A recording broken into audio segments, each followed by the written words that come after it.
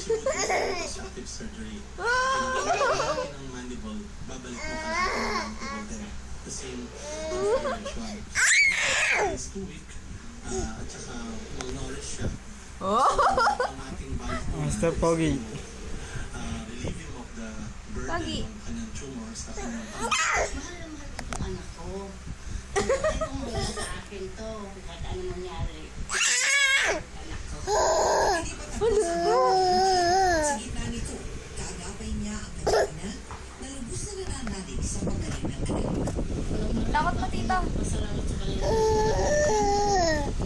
Yun na, Lili. Kunin mo yung ano. Kumot, takot mo. Yung anak ko dati. Kung sana kung may bumang ako saan. Takot. Tapos umilan doon. Kasalukuyan pong napapagaling. Lay, takot mo dito. At ang sa doktor, kailangan niyang magpalakas ng ginagawa.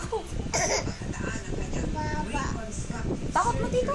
Samantala kami po ay nagpapasalamat ang malaki sa ating mga donors na taus-pusong nagamot ang tulong kay Eugene. Salamat din kay Dr. Hector Samis at Dr. Maria Victoria Samis na natsaka sa baybay sa kanyang Kiss, kiss. mga pasakaling na Muso, muso. Dali, muso. Ayun. sa mga susunod na Dun sa camera. kay Eugene. Muso.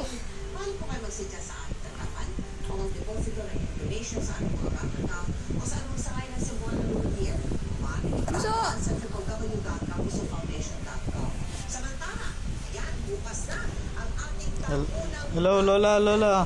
Tawag na na. kung kayo po ay 18, Lola? Lola? Ha?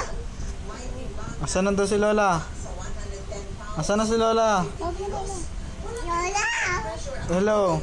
Lola? Nasaan ka na? No. Ano na inyong pamilya?